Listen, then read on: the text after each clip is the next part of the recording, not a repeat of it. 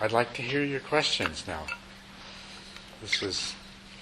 We're into the home stretch of this little weekend class, so make sure you leave with what you need.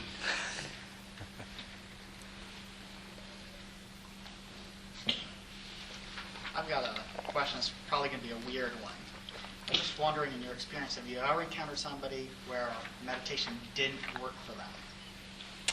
Ever come across somebody where meditation didn't work for them? Yeah, maybe instead of becoming more calm, they became more agitated. Well, actually, I have, yes. Sometimes when people don't have enough instruction,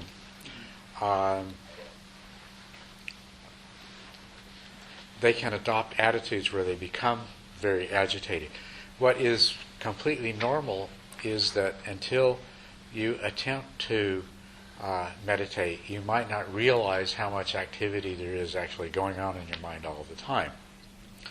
And so you might feel like your mind is more agitated than it was before.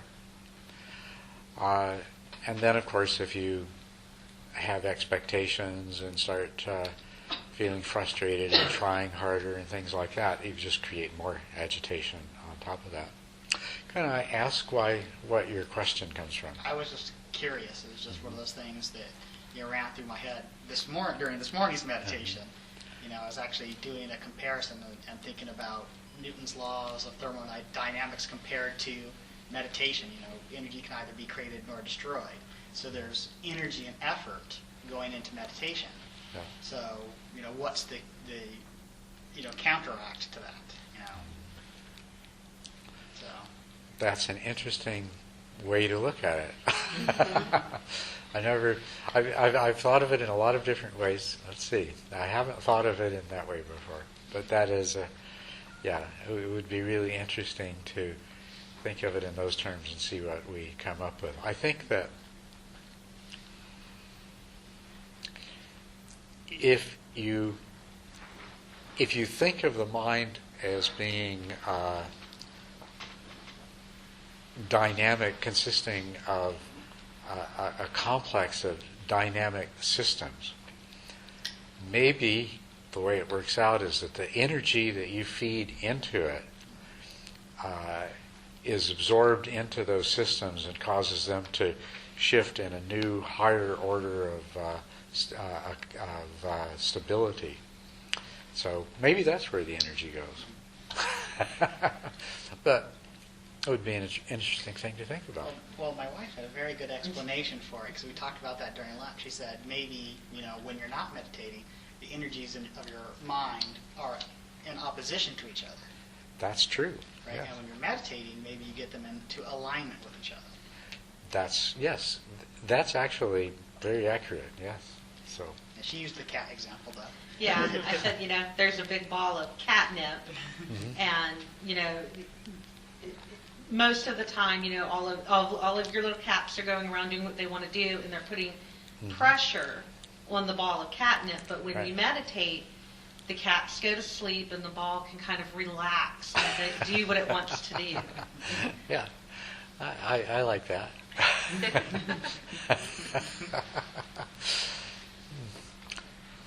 Yes.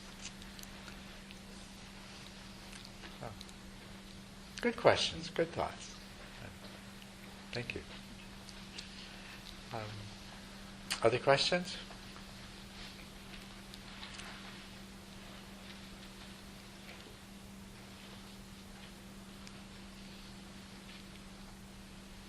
Think about it here. What is it that you would really, really like to know about this method before you go away? So that one thing we didn't talk about was the very first stage, establishing a practice. And so maybe I should talk about that a little bit. To really get the benefits of meditation and to get past those very initial difficulties, you do need to have a regular practice. And you can start off practicing for a shorter period of time and gradually increase it. And I would recommend that your target be that at a minimum you meditate once a day for 45 minutes to an hour. But you could work your way up to that. You could start with half-hour sits like we've been doing here, or even 20 minutes if initially you found that to be too much. But I think most people could probably sit for half an hour, and then gradually increase those. But establishing a regular practice is challenging, because I'm sure for every one of you, your days are already filled. I'm sure every one of you could easily accommodate another 2 or 3 hours in your regular day. I mean, maybe there's somebody here that doesn't apply to, but certainly that's a situation that most of us are in. We lead busy lives, a lot of things going on, many demands on our time and attention. And so obviously, even to meditate for half an hour a day, something else has to give. So first of all, you're not going to be successful in establishing a meditation practice unless you're at the point where you're willing to give it that degree of priority, that you're going to look at how you spend your time now, and you're going to set aside that time. You're going to take it away from something else. Now, one of the things that doesn't work most of the time for most people, very, very rarely works, is the idea that, well, I'll meditate when I get around to it. If I've got time tomorrow morning, I'll meditate. But if I don't, I'll do it tomorrow evening when I get home. And that almost never works, because you don't have time tomorrow morning. And then it turns out that you don't feel like it tomorrow evening.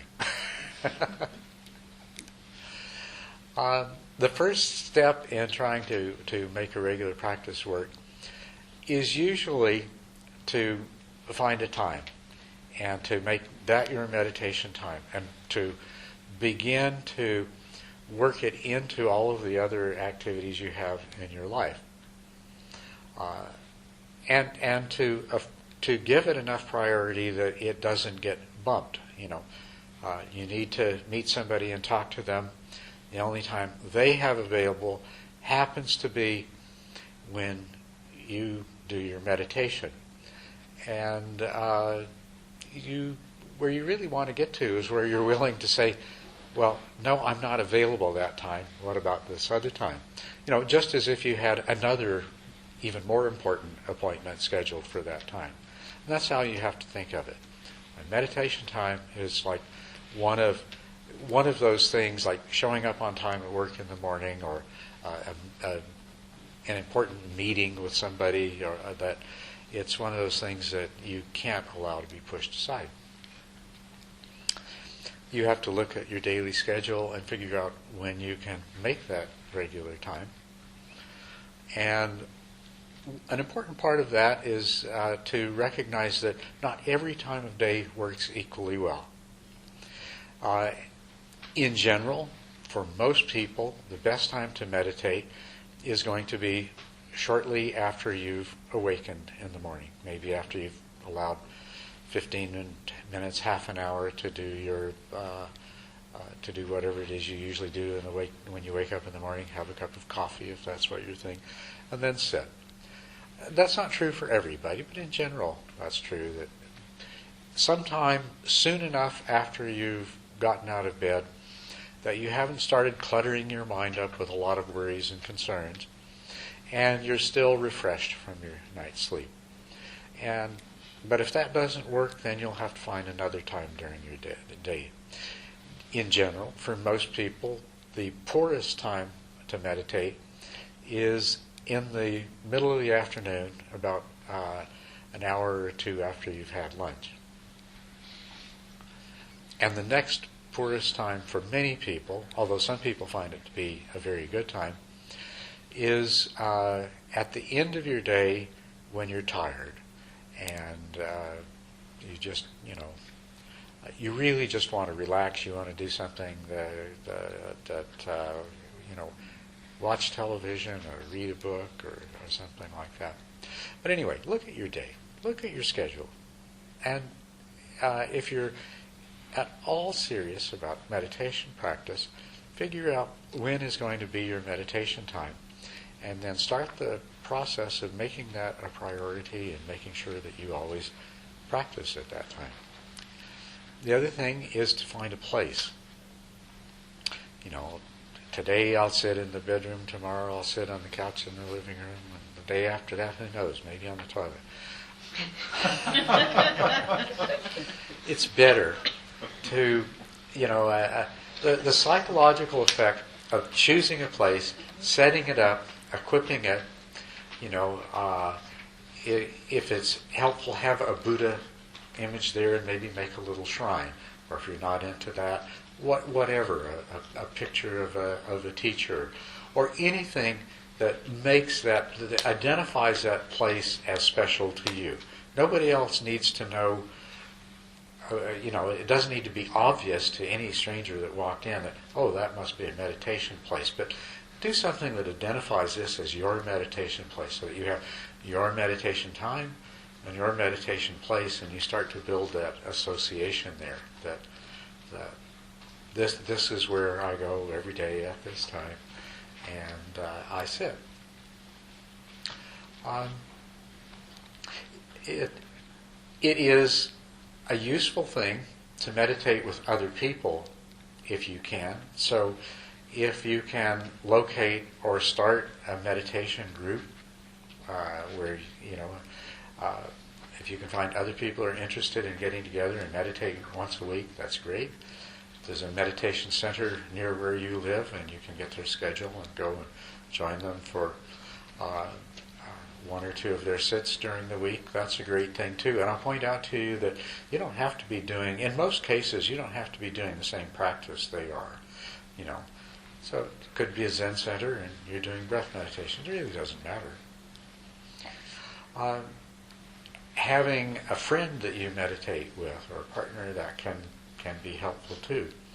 There is one thing to be careful of. If you have a friend and you say, okay, we're going to get together and meditate, and then that friend can't meditate that day, so you make that as an excuse for you not to meditate. You do have to watch out for that. Turn it around the other way, so that you're not ever going to let anything else interfere with the meditation, because you're letting your friend down by doing so, and that's supportive. There's a curious thing that happens, though, when you meditate with other people. There's kind of a synergy. There's sort of a mental connection that takes place.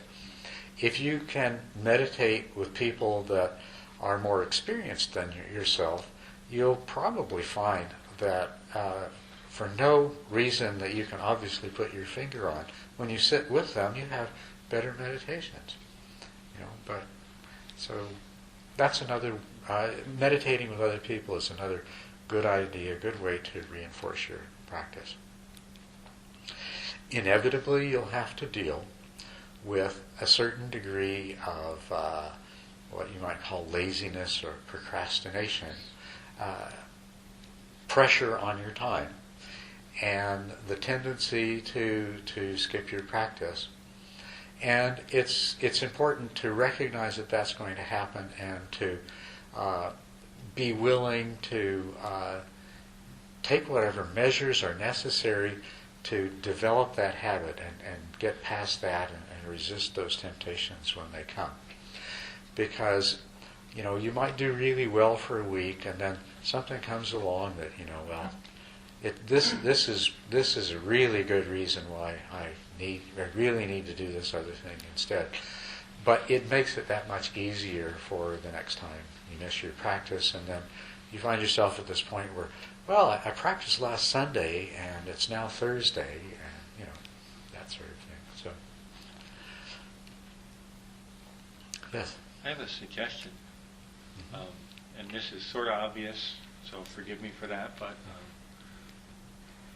and you're not going to like it either. So it's obvious and you won't like it, but I'll say it anyway. For most people who work a regular job, the time of the day that they have the most time is at the end of the day. Mm-hmm. But like you just said, also for most people, the best time to meditate is at the beginning of the day. So if you could shift that, that'd be great. Well, of course you can. Mm-hmm. You just get up early. I know. Sorry.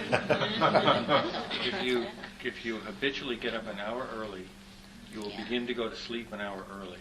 So that shifted that hour from when you had it to when you want it. Okay.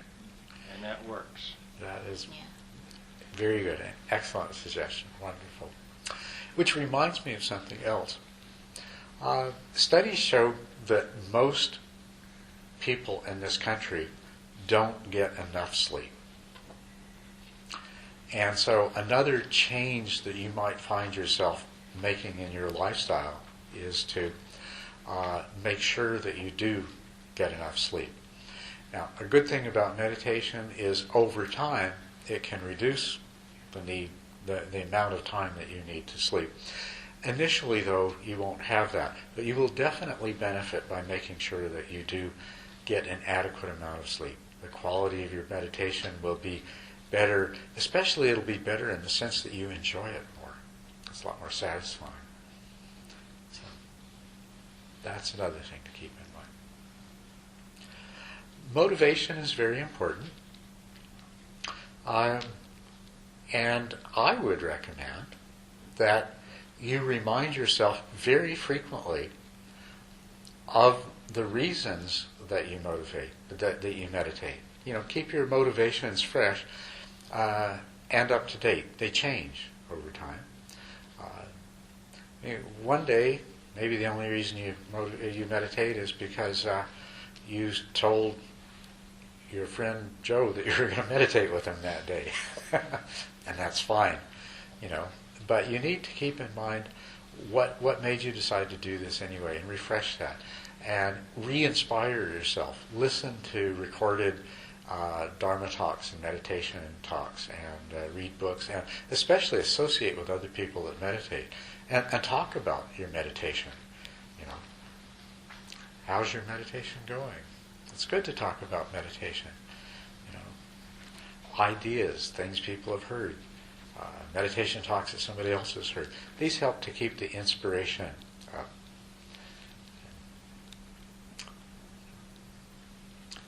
But do develop a regular meditation habit.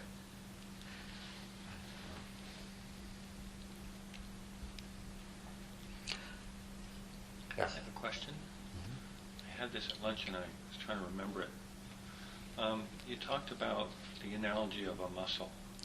The fact that by bringing your attention back to the breathing, it's kind of like building a muscle. Yes.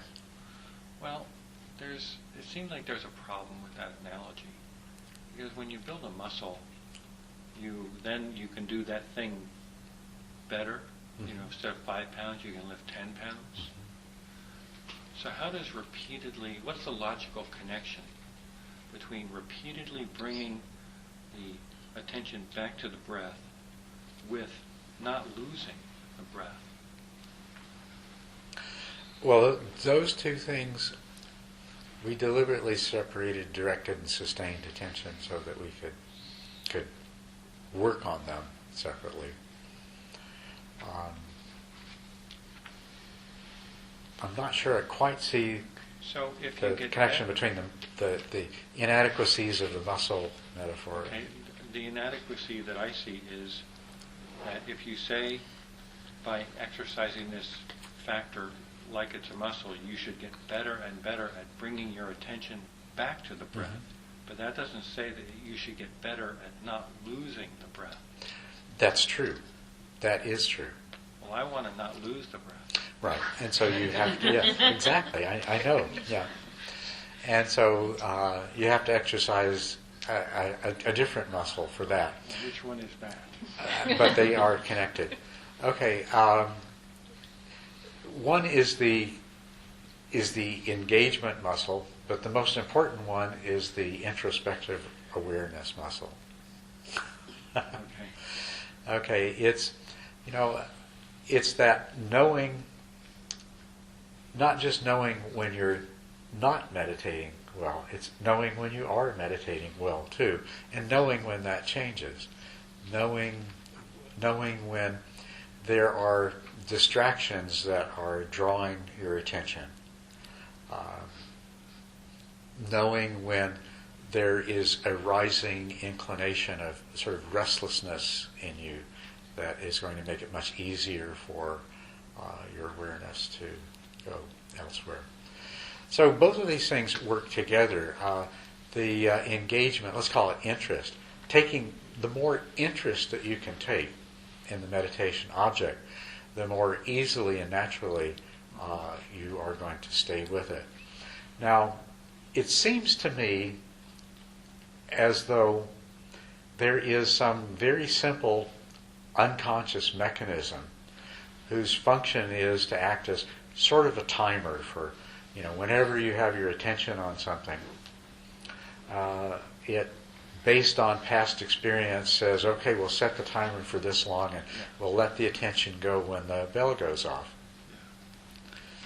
And so the longer that you can succeed in remaining with your meditation object repeatedly, then that very simple little mechanism gets conditioned to set the timer for longer and longer, and so it gets to be easier and easier to stay on for longer periods of time. So maybe not exactly a muscle metaphor, a habit metaphor, or a little semi-intelligent mechanism that keeps track of what you're usually doing and tries to make things work out better. Essentially, all the different parts of your mind, although they don't necessarily always work together that well, ultimately what they exist for is to contribute to making your normal, regular, habitual activities proceed in an easier, more fluid, more graceful way. And so, considering that, on reflection, as we talked about the first night, there does seem to be this mechanism that does time our attention span, and I call it the sustained attention module. It does seem to respond to anything that you do that helps to prolong your attention in the same activity for longer and longer periods of time. So that noticing that you're starting to become distracted and pulling it back so you stay in it, that's the real muscle. Yes. And the other one just gives you more opportunity to work on that. That's right. Yeah, that's right. And the way the directed and sustained attention become combined with each other is in exactly the way I think it was you that pointed out the first night that how much difference is there between them when you're attending to your meditation object and you realize it's starting to move and then you redirect it, and that's the point at which they start working together.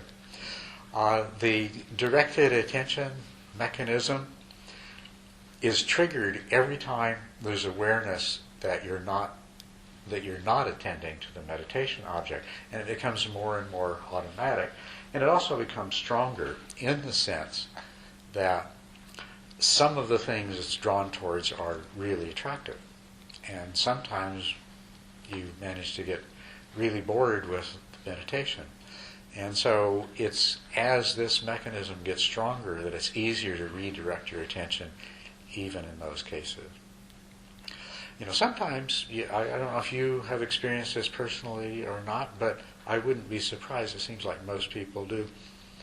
Sometimes there is just this really strong temptation that, okay, I'm just going to go ahead and think about this thing. Or, I don't really feel like meditating right now that much. There's probably only 10 minutes left on the clock. Maybe I'll just have a nice daydream until the bell rings. At least I kept sitting here. You ever do that? Actually, I don't. You don't. Very good. I'm glad. No, But people, I get up. I've done that. I've done that, and other people do that. I'm sorry. And or the temptation comes to get up. Yeah. Okay, this is enough for today. I'm going to quit and get up.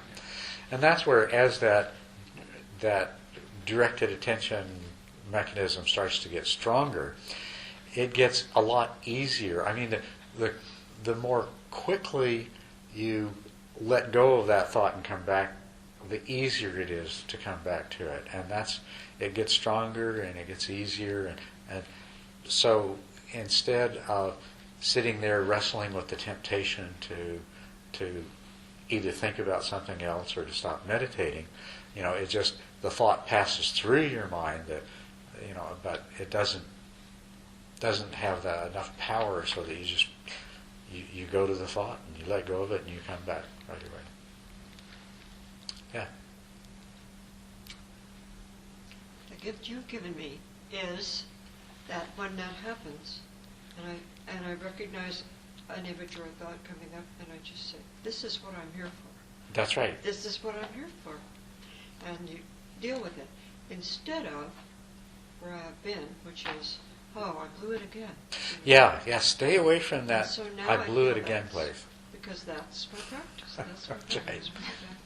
Yeah. So it's not a bad thing, right? No. Like, it's No, not a bad it's not. thing. I mean, if I wanted to daydream for 10 minutes, is something wrong with that? If you wanted to daydream for a second, but it's not what you came here to do. Right. Right. True, but it's not I don't have to. Yeah, you don't need to punish beat yourself myself up for it. that. Okay. I mean, except for someone like Neil, most of us have those routines. and so absolutely don't feel bad about it. Don't beat yourself up. It's just, yeah, of course, just like everybody else, I have those thoughts at times, But when they come, you just say, yeah, that's not what I'm here for. Just let go of it. And you'll get better at letting go of it. And even those times when it's not so easy to let go of it, just don't beat yourself up about that either. Just say, well, I need to keep practicing and I will get better at letting go of it.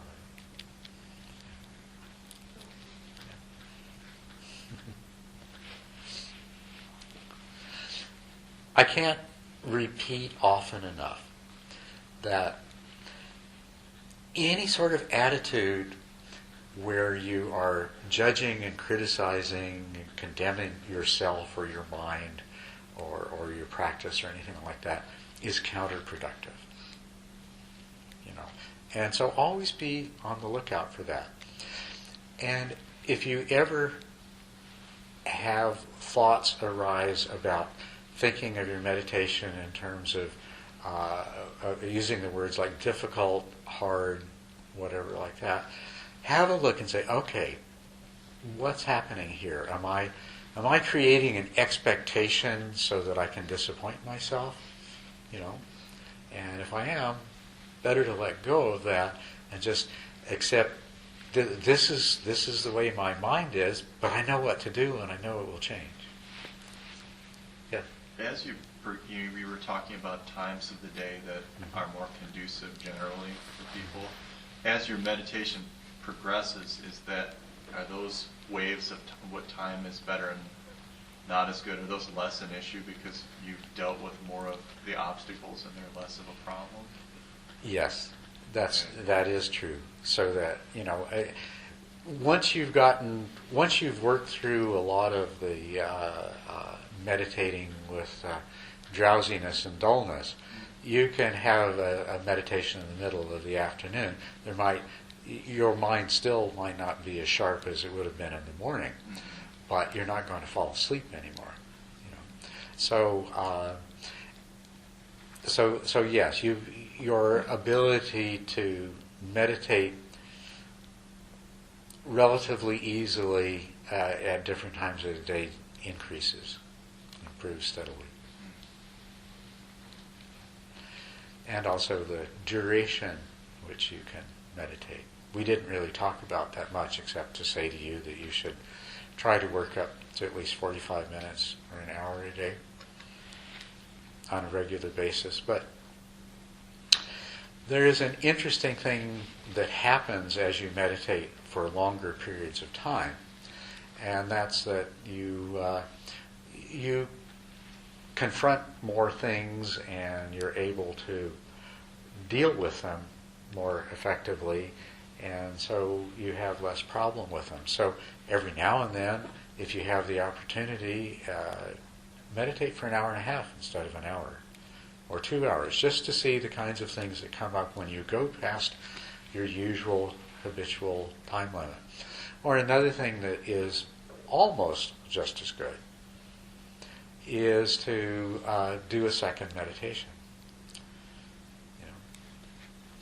So if you usually meditate for 45 minutes a day, when you have an opportunity, maybe on a weekend or a holiday or sometime when you don't have a lot of other things, do your usual 45-minute meditation, do something else, and then go back and do another 45-minute sit, and see the things that present themselves to you.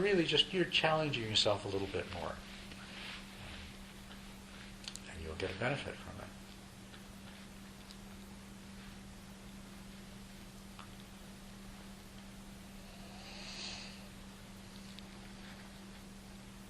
Other questions? No? No other questions? No? Well, see, on the one hand, I have so many other things that I could tell you about. But on the other hand, I've already covered all the things I came here that I intended to cover. So I really need you to tell me what else I should talk about. Okay, I'll come back to you in a moment. I've heard on different systems of explanation for meditation, they talk about the 5 hindrances. Yes. Can you talk about how to handle really, really intense emotions that arise? Kind of heavy, primordial, Freudian, maybe child, some heavy-duty stuff that arises. The instruction I've received in the past is to, maintain one's awareness of the breath. It's kind of like a lighthouse. Like if it's heavy, that powerful for me, I maintain awareness, but it's though I'm walking in a hurricane. I don't get blown off my feet by it, but it's and it's generally doesn't feel as amenable to a lot of the techniques that I've tried to bring all my awareness on it, or try to analyze it a little. But it seems at this point in my meditation fairly resistant to what tools I have to handle stuff at that level. Okay. Yes, what I would recommend, if you have really strong emotions that come up, for a really strong emotion, don't try to ignore it and just stay on the breath. Instead, put your awareness in your body and investigate the way this emotion, what kind of bodily sensations are associated with this emotion, and investigate those objectively. Scan your body, find out where they are. If there's obvious ones, like if it's causing a lot of tension in your forehead, well, let that tension go. But just scan your body and see what kind of effect it's producing there. And then when you notice, if there's a tightness in your chest or a constriction in your throat or something like that, take a little time to observe that. Where is it exactly? And is it changing? Is it getting stronger or weaker? What you're doing, you're not abandoning the emotion, but you're not allowing yourself to get lost in it. Instead, you're backing away from the purely mental aspect of the emotion, and you're going into the sensory counterpart, the body counterpart, and the body sensations are associated with it. And what you're trying to do, what you want to do, is to get to a place of acceptance where you can let it be rather than resisting and struggling against it. It may not be pleasant, but it's going to be a lot easier to deal with if you can stop resisting it.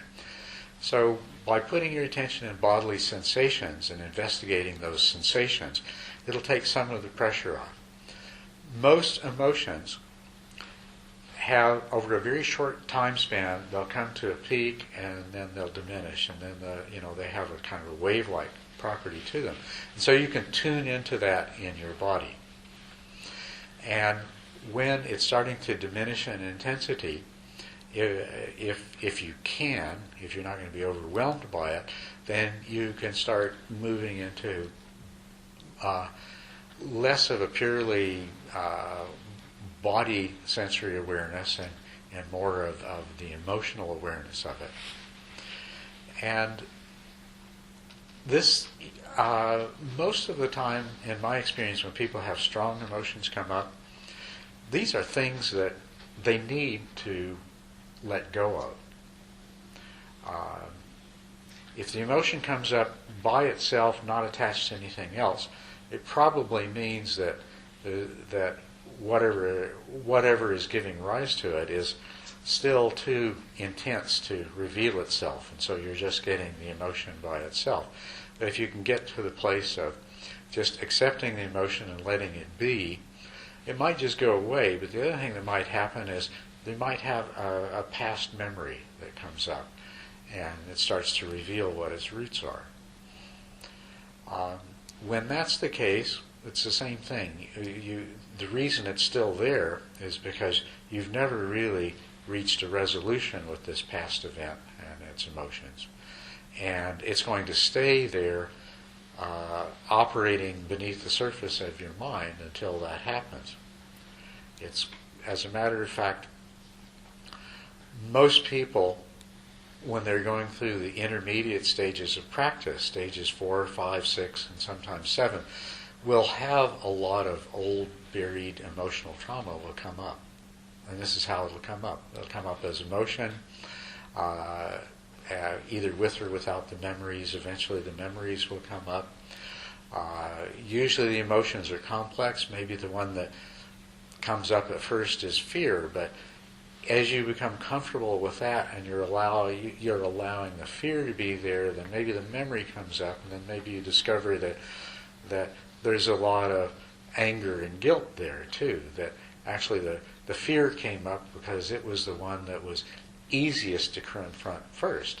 And the anger and guilt is the part that was buried the deepest because it was the one you least wanted to confront. But by gradually allowing yourself to just accept this, not as I am this, not as I am this emotion, but rather get to that objective place, and that's where the sensations of the body, you're objective.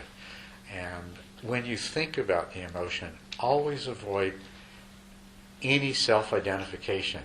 If you find yourself forming the thought that I am this, I feel this, try to let go of that and reformulate the thought that this is arising, fear is arising, anger is arising, guilt is arising, with the idea that I'm not the guilt. The guilt is an emotion generated by my mind due to causes and conditions, and those causes and conditions are totally responsible for it. They're from the past. They're not from the present. I'm not doing it, but I'm experiencing it. Then you have this more objective relationship with it, and you can start coming into a place of acceptance with it. You know, if you're meditating and somebody starts out a jackhammer outside the window, then you don't feel responsible for it. You may have to deal with it. Your meditation may be on jackhammer for a while. And what would be really ideal is to develop the skill so that if a strong emotion comes up, you have exactly the same relationship with it. It's, okay, that's what's here, and that's what's happening, so I'm going to go ahead and observe it mindfully and let it be until it goes away. There's nothing you can do in your mind to make the jackhammer stop. And likewise, there's nothing you can do volitionally to make an emotion go away. But it will go away if you let it. The more you resist it, the more you complicate the situation. You either reinforce the emotion through resistance, or else you create some new emotion that compounds whatever's already there.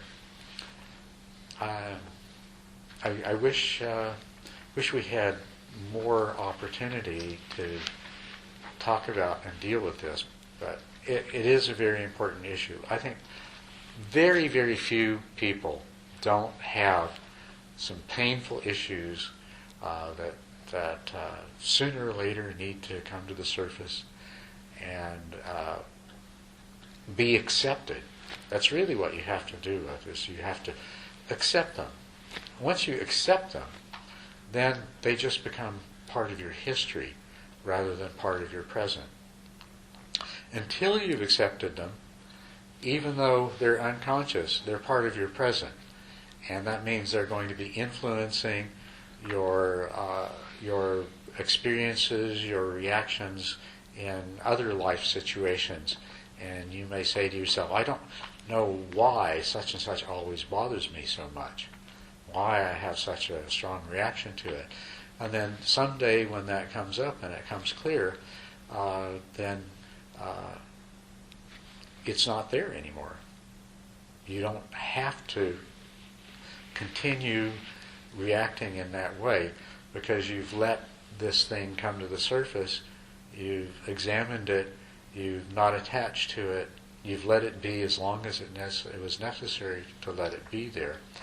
And then you just let it go when it's ready to go. And that's very purifying, cleansing. Better than weeks of psychotherapy. I was actually going to ask your opinion on something like depression and anxiety and its potential relation to practice. Yeah, yes. Stress and anxiety, there's a large habit Depression. part of that. Depression and anxiety. Oh, depression and anxiety. Okay. Depression and anxiety. Very commonly, there are certain thought processes that recycle, and they support an emotional state, and then the emotional state continues triggering those thought processes. And so there's sort of a feedback. And it may be, it's not necessarily a really simple loop. It could be a complex loop, that this thought arises, it makes this emotion arise of loss or grief or sadness, which then triggers this other thought, which then brings forth another closely related emotion. And so you can have a bit of a tangle of emotions and a tangle of thoughts, but they keep weaving back and forth and keeping each other going. So when you can become aware of that, then you can start working with it in a more positive way. If you recognize these thoughts, these repetitive thoughts, and you can recognize them, and if you can, just the same way you do in meditation, shift your attention to something else that's better. Very often shifting your awareness into body awareness is one of the best things to do. Just come into the present, feel the sensations in your body, feel the breath, get into that physical body sensory mode. Because as I pointed out when we were talking about meditation, the mental content is really, really powerful. And bodily sensations are also powerful, but they're different. They're sufficiently different that you can use one to counter the other. So when you find yourself starting to get caught in negative thought processes, come into body awareness as a first measure. Just bring yourself into the present. those thoughts definitely do not have to do with the present. They have to do with the past or the future. So bring yourself into the present, the here and now, what you can feel now. And then, having done that, find some other way to occupy your attention that is more wholesome. Depending, if it's something real extreme, then quit whatever else you're doing and sit down wherever you can and practice Metta meditation, loving kindness meditation. Try to replace an unwholesome thought process with a feeling of love and compassion towards others. Does everybody here know what Metta meditation is, or loving kindness? Oh, maybe that's something we could squeeze in as a closer here. Okay, that's a good idea. But the general idea, though, whether it's a Metta meditation or whether it's something else, is to just simply find something else to put your attention on. Not trying to stop the thought, trying to ignore the thought and let it stop by itself.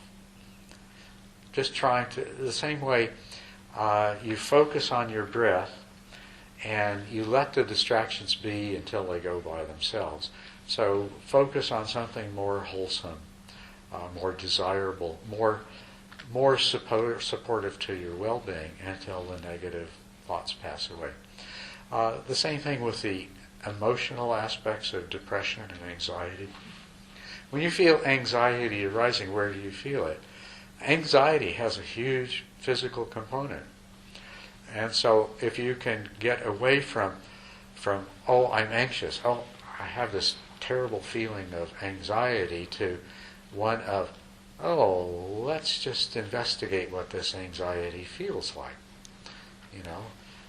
Is it in the head? Is it in the shoulders? Is it in the neck? Is it in the throat?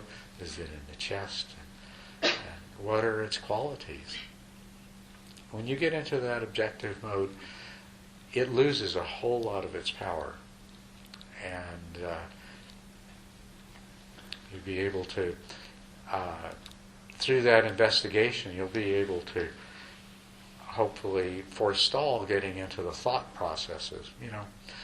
You can, if you're prone to anxiety, you feel yourself becoming anxious, and you think, oh no, I hope I'm not going to have an anxiety attack.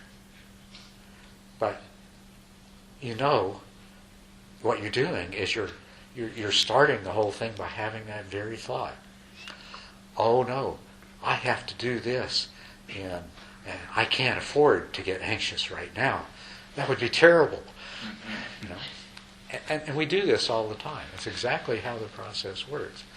So recognize that and use the skills that you have to interrupt it in whatever way you can. Hopefully you'll find that useful. Yes, and you had a question. Earlier you were talking about duality versus non-duality and oneness and the various stages. You mentioned that there was a stage beyond oneness. Mm-hmm. So I was curious if you could elaborate on that. A little bit, yes.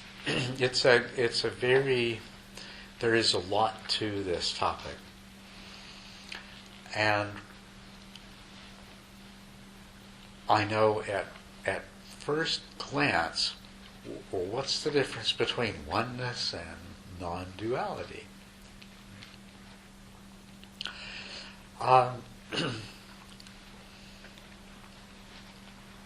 And in this case, we're using the word non-duality to refer to a much more subtle recognition of the nature of reality. Oneness is still a kind of conceptualization. The mind is conceptualizing a wholeness that we are a part of. but it's still a conceptualization. And even the concept of oneness is intrinsically dual. It's dual in the sense that there is the concept, the concept, and then there's the knowing of the concept. So there is still this subtle duality there. So anytime you have a concept, you're still in dualism, even if the concept is itself is unified or one. The non-dual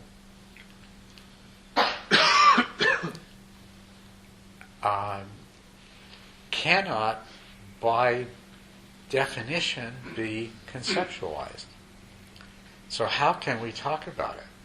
We can only talk about it in negative sort of terms. We can say that it's non-conceptual. We could say that it's void. And we could say that it's empty. These are the ideas that we're talking about there. We're talking about something that is a whole quantum level beyond existing within the concept of oneness. And I'd love to talk to you. I hope you're interested enough to learn more and pursue more about this idea, because this is what you might call the realization of non-duality is the highest ideal or the highest objective of this particular path and practice. So non-duality, it's very mysterious stuff, but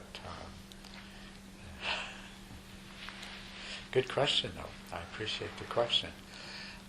Because yes, what's the difference between oneness and non-duality? And frankly, a lot of people don't know. I said it'd be very interesting if you, it would be very wonderful if you decided to take an interest and learn more. Let me just caution you, though, that if you go to the library and pick up a book, it is possible you'll pick up a book written by somebody who doesn't know the difference between oneness and non-duality. And they'll talk to you about becoming, achieving union with Brahma, or dissolving the self into God, or something like that.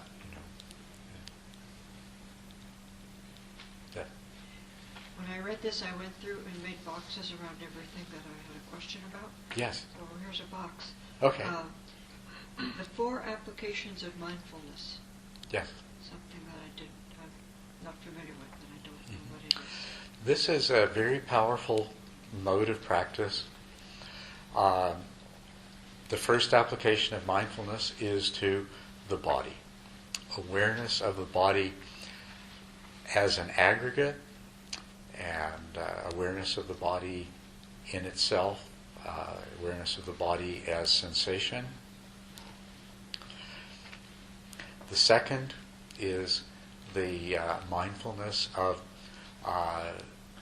what we call Vedana, translated as feeling, but in English we'd say affective quality. It's mindfulness of the experiential quality of something being pleasant or unpleasant, or neither pleasant nor unpleasant. And physical sensations can be pleasant or unpleasant, and mental objects or mental experiences can be pleasant or unpleasant. And so this actually gives us 5 categories of things: the physically pleasant, the physically unpleasant, the mentally pleasant, the mentally unpleasant, and that which is neither pleasant nor unpleasant. And so this application of mindfulness involves becoming aware of the pleasant, unpleasant, or neither quality associated with sensations and with mental objects. The third application of mindfulness has to do with mindfulness of mental states. And these are these have in some ways they are what we think of as emotions, but they go beyond that. So mental states of various kinds associated with desire. Mental states of various kinds associated with aversion or hatred. Mental states of various kinds associated with delusion or confusion. And then there's also the kinds of mental states that we become familiar with in meditation. Mental states of dullness, or mental states of strong mindful awareness. And then there's mental states of focus, clarity, concentration, and so forth. So this is a practice of coming to recognize the mental state that is present at the time. And these are all connected. If you're mindful of the body, there's a sensation arises, produces a pleasant or unpleasant feeling, produces a mental state of desire or aversion, for example. And then the fourth application of mindfulness, it's the most subtle to describe. It's mindfulness of dhammas, which means mental objects. But to be mindful of mental objects, to be truly mindful of mental objects, is to come to a place of realizing that everything is a mental object.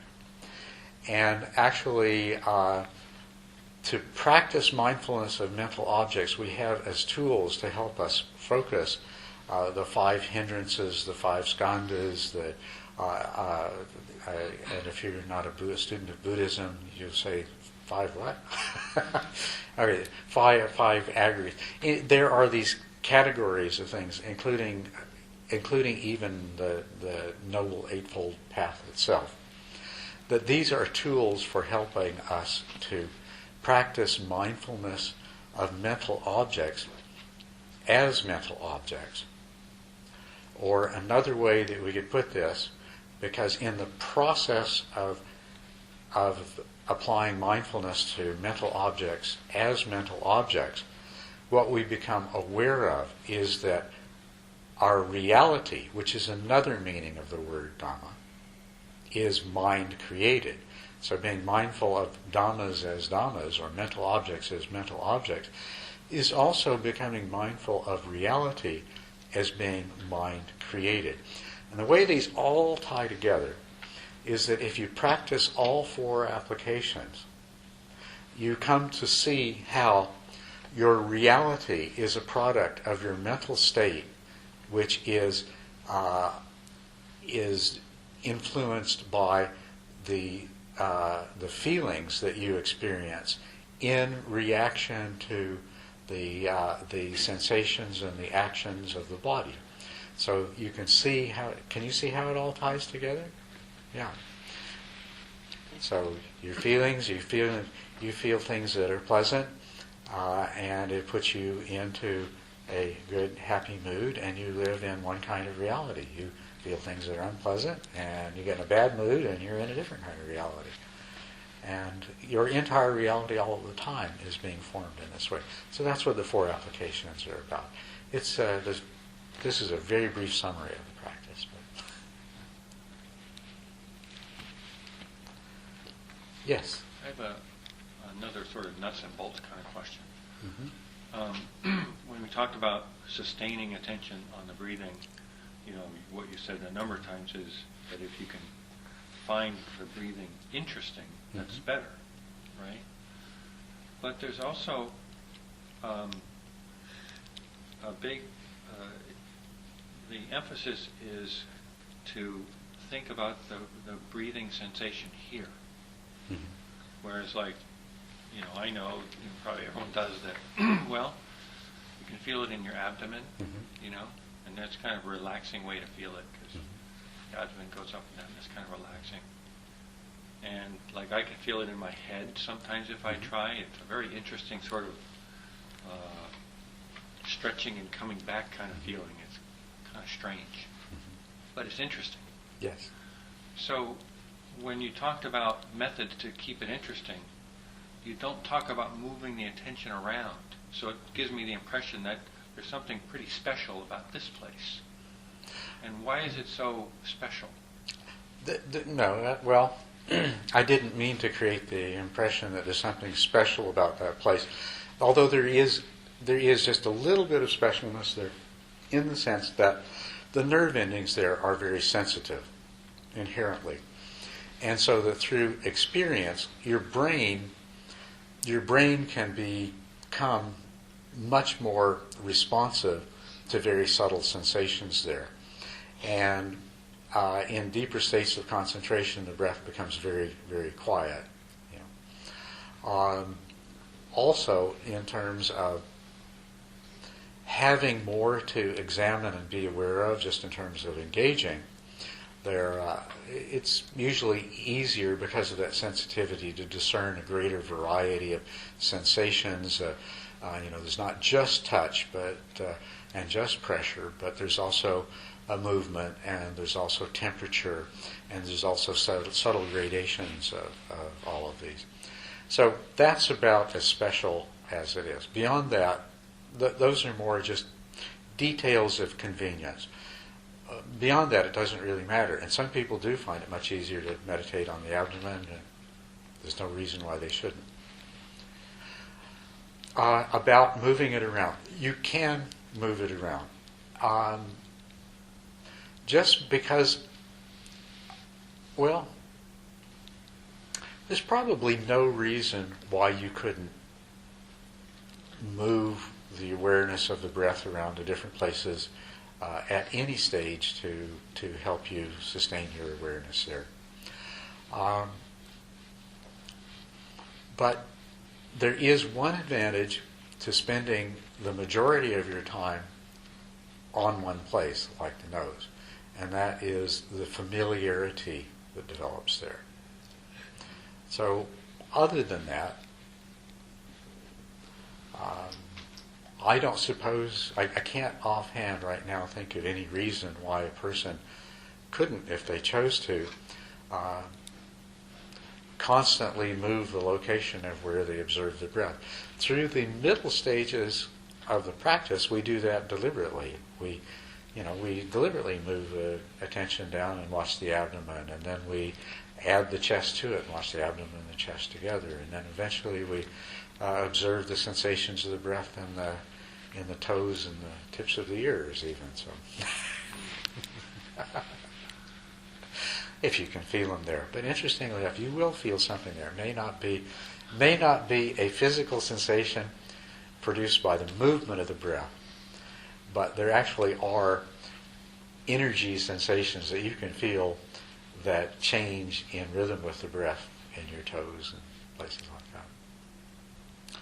So, good question. Now, if it's helpful to you, to improve the training of your stability by shifting the area around, I can't think of any reason why you shouldn't do that. So long as once you've succeeded and you no longer need to do that just to prolong sustained attention, then settle in on one place and let that familiarity develop.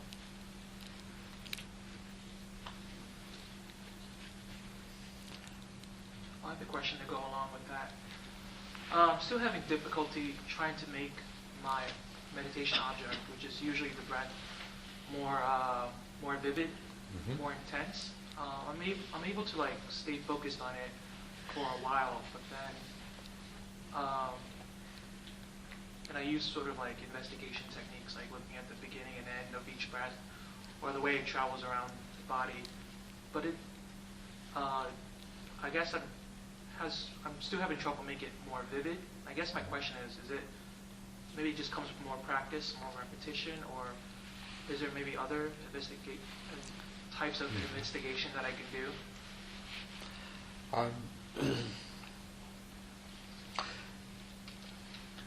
Well, you're not really making it become more vivid, but what you're doing is you're allowing your awareness to register a more vivid perception. And ways to do that. Well, in terms of observing the sensation of the breath at the nose, it is through trying to become aware of more and more subtlety of the sensation. If you can, in the course of the in-breath, if you can distinguish the impact of the air from the coolness, and you also can distinguish the initial strong movement and then the slowing down of the movement, if you can recognize that when you first begin the in-breath, the air feels cooler, but partway through the in-breath, while the air coming in still feels cool, it doesn't feel as cool. There's a lot of subtleties like that if you just exercise being aware of those, and then as a result of that, in the future you should find that there is a more vivid or intense quality to your awareness, even when you're not making that additional effort to investigate those degrees of subtlety. Because by focusing in on those things a little while with some extra effort, it brings that awareness up, and then you should experience it more readily afterwards. That's what I would suggest. And the whole point of having any concern at all about how vivid that perception is just that your mind is in a state of stronger, more powerful mindful awareness as opposed to a weaker, duller kind of state. Okay? So the vividness and intensity of perception is the easiest way for us to recognize the quality of our mindful awareness in the moment. And so that's the whole point of it. To make the perception of the breath more vivid is to make qualitatively the power of your mindfulness a little bit stronger. And so the way you cause that to happen is just simply trying to be aware of more of the details of what's taking place in the course of the breath. Does that make sense to you? So try that out.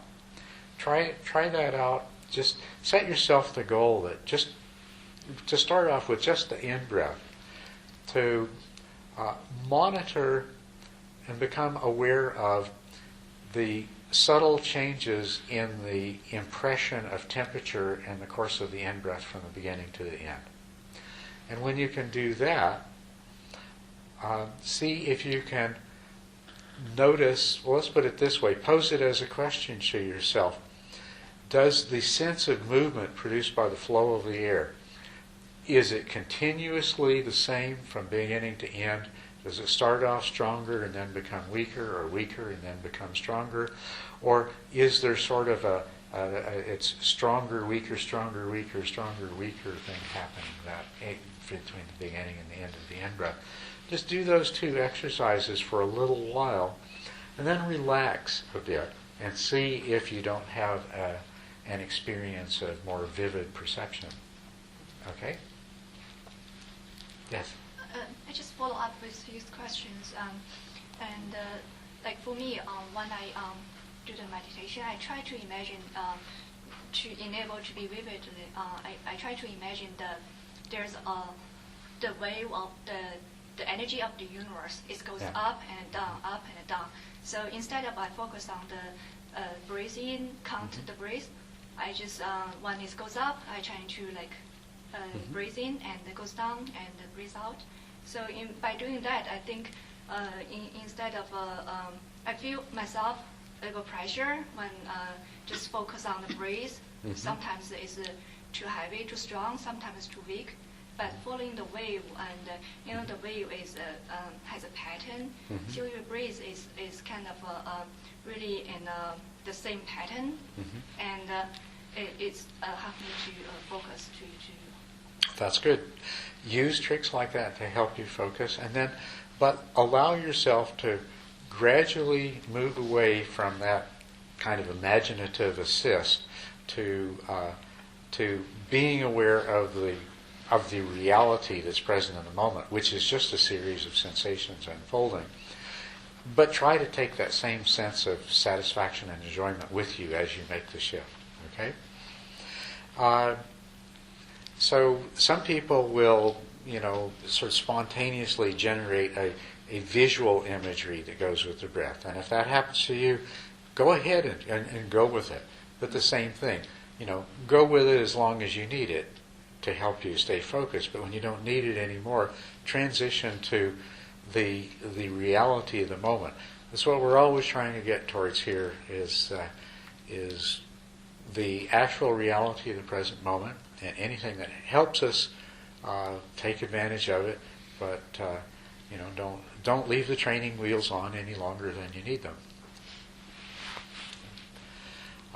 Same thing goes for verbal aids. If it's helpful to think to yourself, beginning, middle, end, beginning, middle, end of the in-breath and the out-breath, go right ahead. Do anything that helps, so long as it helps. And there'll come a time when you know you don't need it anymore. You can just let it go. Okay. Thank you. Good question. I appreciate it. Yes? May I add something to Yes. what you said to Michael and Lady here? If we were to understand the goal of meditation as having more vivid imagery of the breath, then we're setting up the expectation that we wanted to see things in a certain way, and we may inadvertently be manipulating the content of our observation, and ended up doing a kind of imaginative practice rather than developing attentional precision. And so another way of phrasing this, another way of stating what meditation should be like, is that we are developing vividness of our observational acuity. We are developing inquisitiveness. We are developing wakefulness. And so in other words, even when breathing sensations appear very obscure, not so vivid, ambiguous, and so forth, we know the obscure, the non-vivid images clearly with great wakefulness. So it's not so much about expecting what you ought to see that constitutes the correct way of looking at things. It's about creating the right kind of mental condition where even obscure, non-vivid experiences could be seen clearly. Does that make sense? Thank you, William. That is absolutely right. Yes. Well, yeah, I guess I just asked the question because I was falling asleep and because my mind was becoming quite dull. So I remember from the handout that was one way of trying to be more alert. Yeah. So it's just find a object to focus instead of let the mind randomly walk. Find a focus point so that that's Yes, it's finding a way to be more fully engaged in the moment and keep yourself present. Yes. And so, yes, by all means, do that.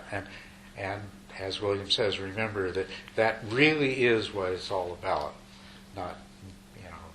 Not that it has to be in any particular way, but that you really clearly know however it is. Because sometimes your breath becomes very fine. And when it becomes very fine, you may not be able to detect all of the breath. But that's all right. That's the way it is. Okay.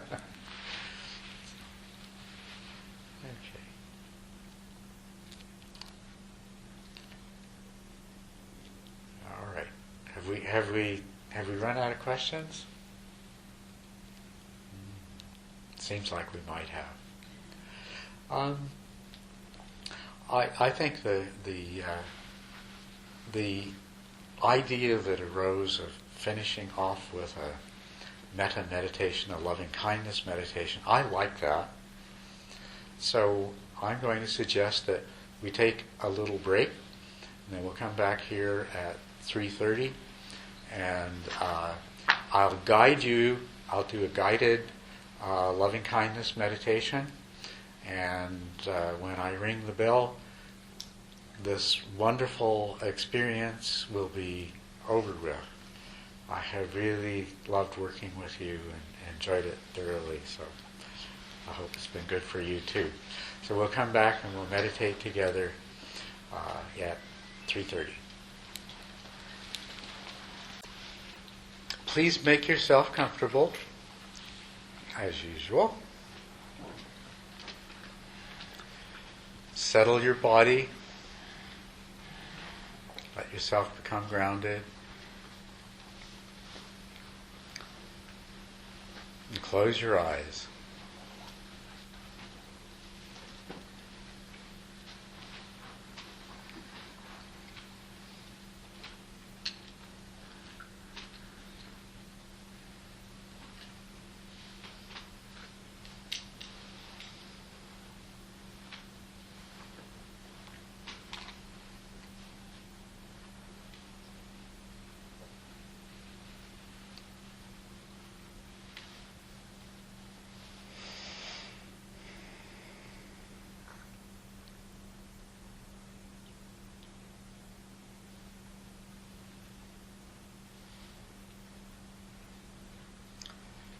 And now, what I'd like you to do is repeat the phrase, "May I be free from suffering," to yourself, as you call forth the feeling as clearly as possible of being completely comfortable and at ease and free from every kind of suffering.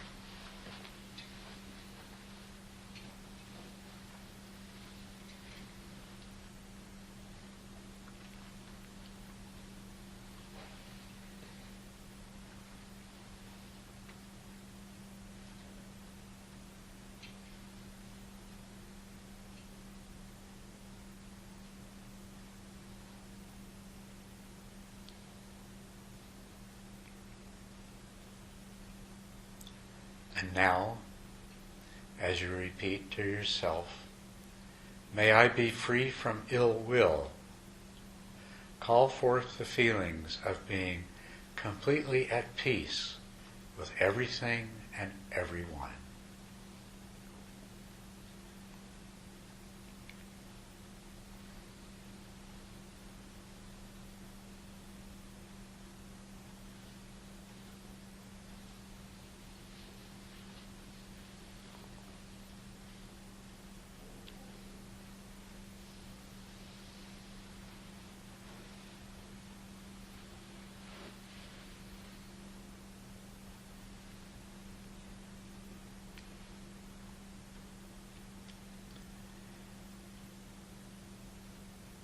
Feeling completely at ease and at peace.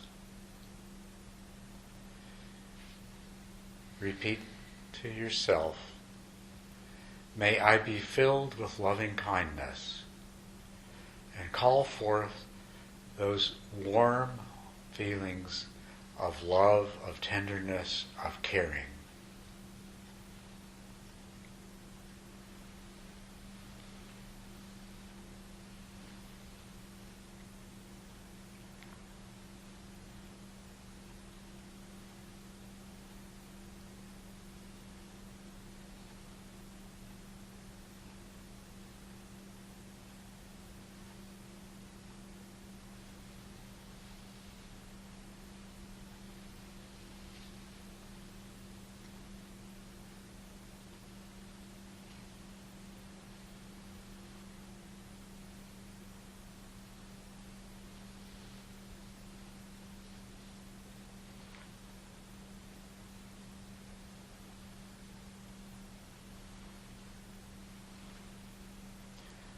Put a little smile on your face.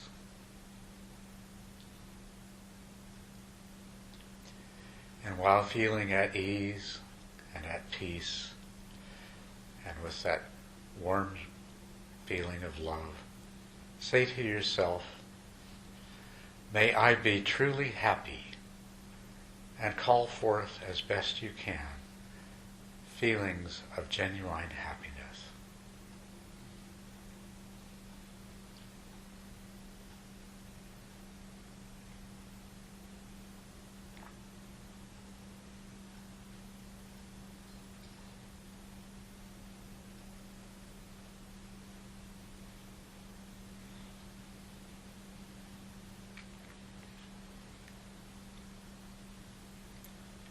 Use your memory, use your imagination, whatever it takes to make these feelings as immediate and real as possible. May I be free from suffering. May I be free from ill will. May I be filled with loving kindness. May I be truly happy.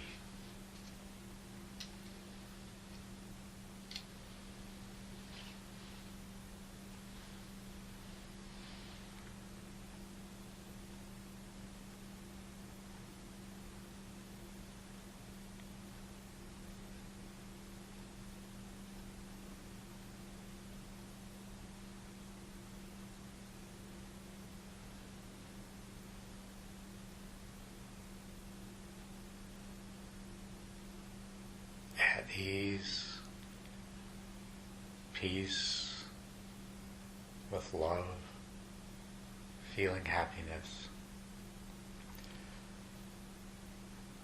Repeat to yourself, just as I want these things for myself, so do all beings want to be free from suffering, free from ill will, filled with loving kindness, and truly happy.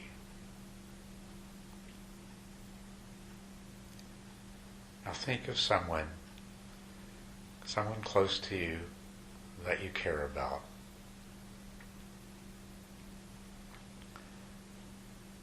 Picture them in your mind, imagine them wherever they might be at this time, whatever they might be doing.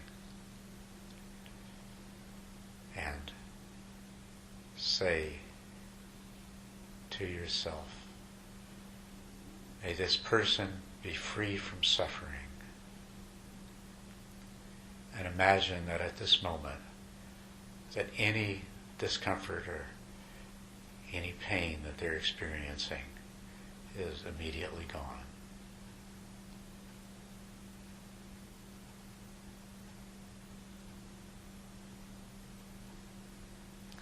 Picturing the same person, say to yourself, may they be free from ill will, and imagine that any vestiges of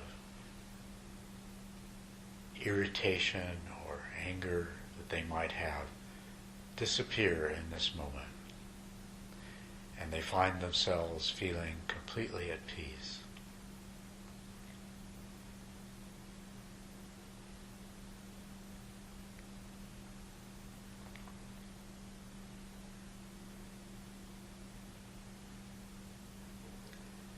And say to yourself, may they be filled with loving kindness, and visualize them experiencing a flood of that warm caring.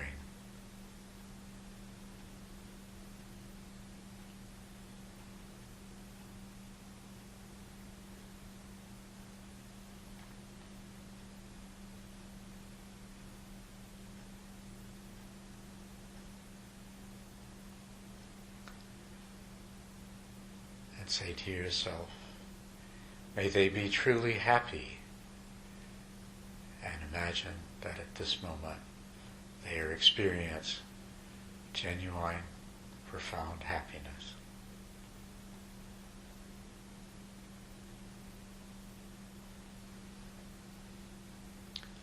And for just a moment, hold the image of that person experiencing the ease and the peace, the loving concern and the happiness that you have directed towards them.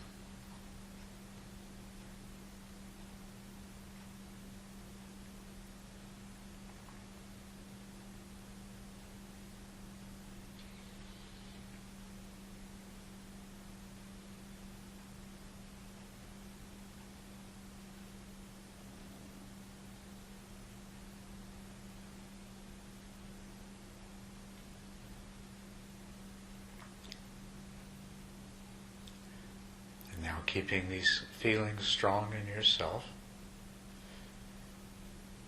imagine someone that you know that you're not so close to, maybe a neighbor, someone you work with,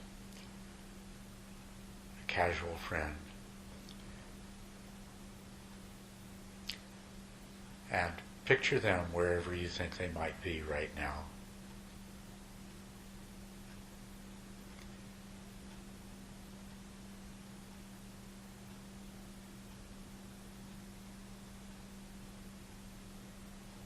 Visualize them doing whatever it is that you think they might be doing right now.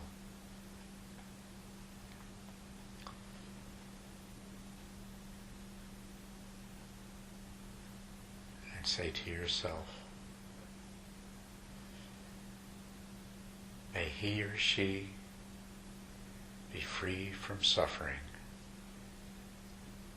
and visualize that any discomfort, any suffering that they're experiencing is immediately washed away.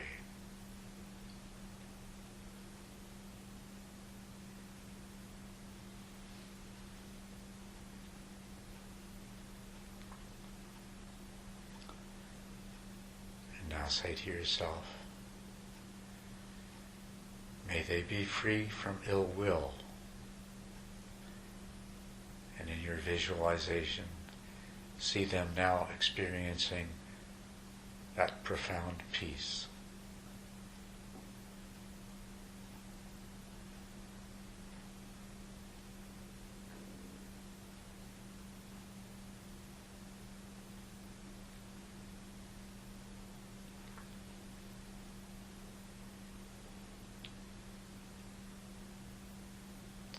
And say to yourself, may they be filled with loving kindness, and visualize them as they experience this warmth filling their heart.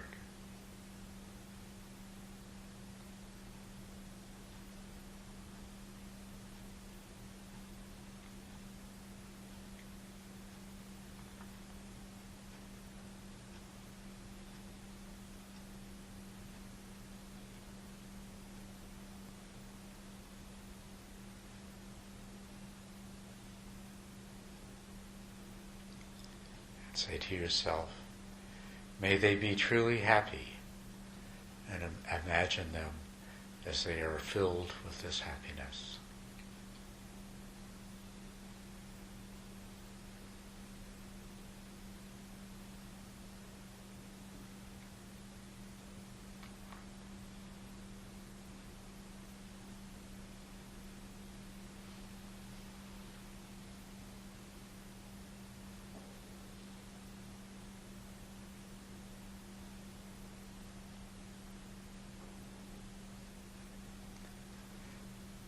Now think of everyone else sitting in this room.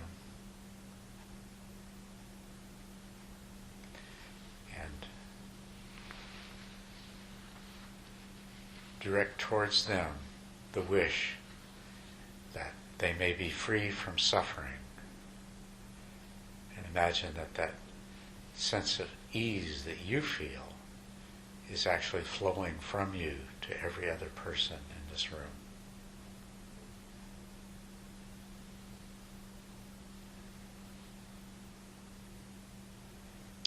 So we're like a network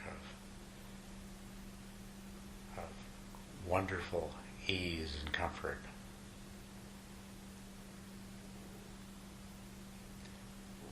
And now, to everyone else in the room, direct the wish that they may be free from ill will, And let's share this feeling of peace and ease with each other.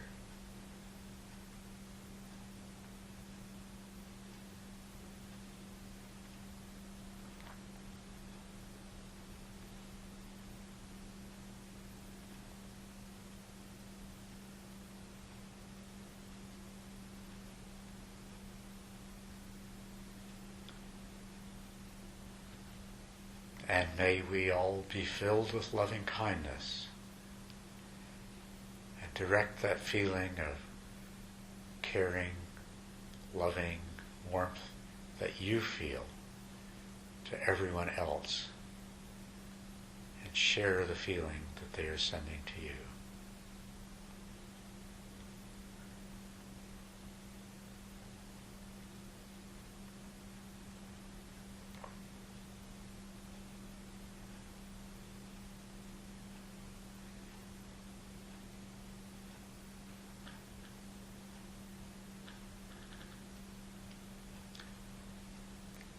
And direct the wish to every person in this room that they may be truly happy, and let us share this feeling of happiness amongst ourselves.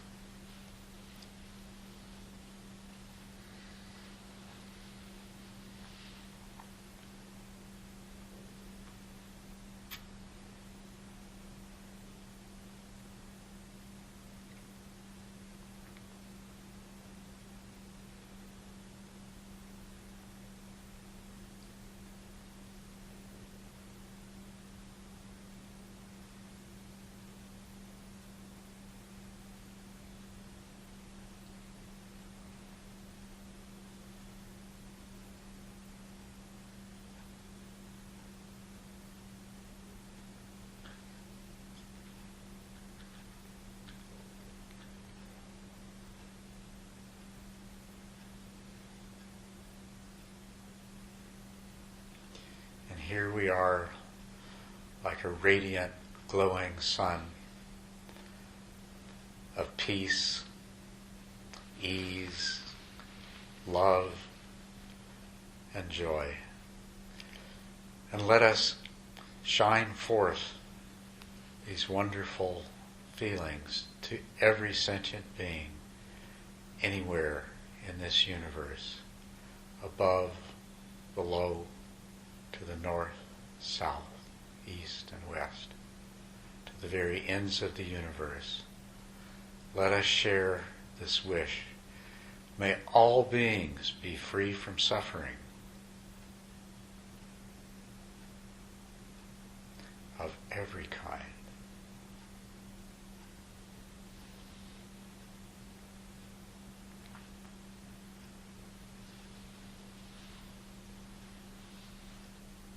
And may all beings be free from ill will and completely at peace with one another and with all that is.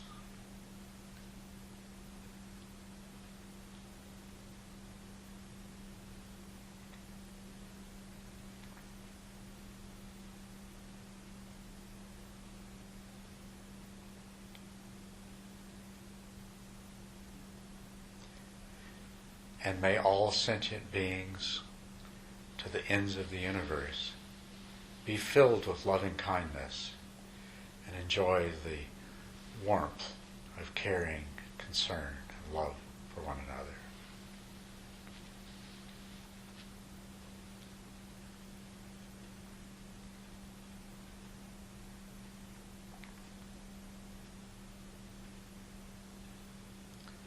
And may all beings everywhere be truly happy.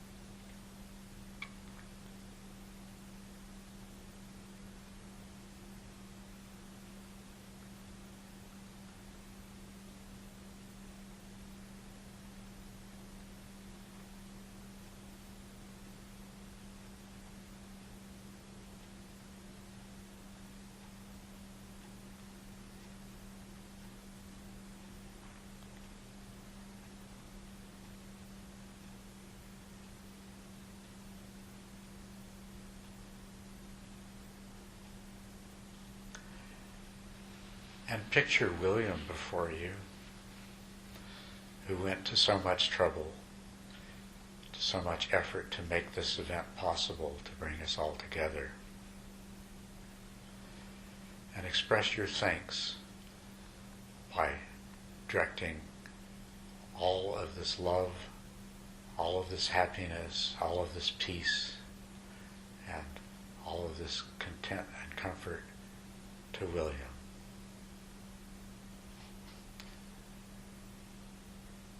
Because we all owe him so much.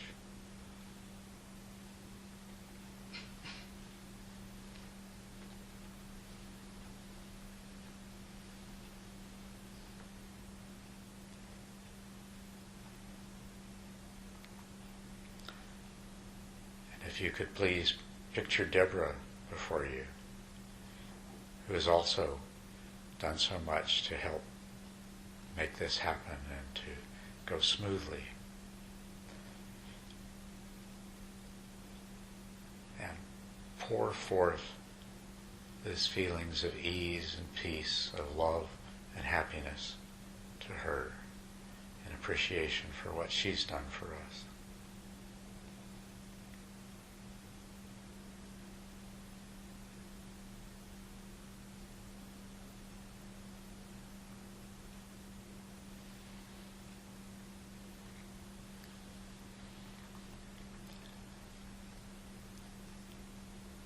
And just once again,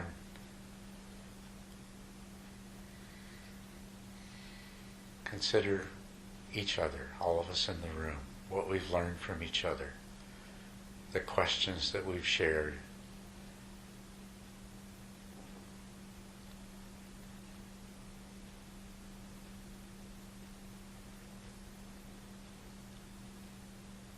And one more time.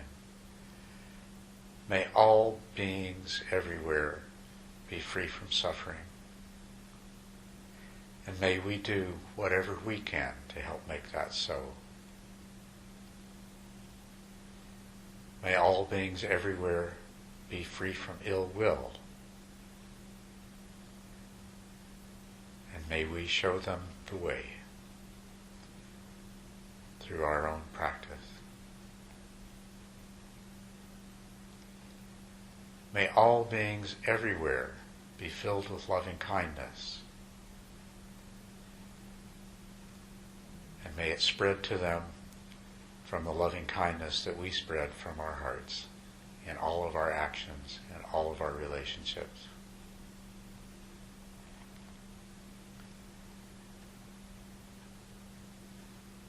And may all beings achieve for themselves that supreme happiness of complete and full awakening.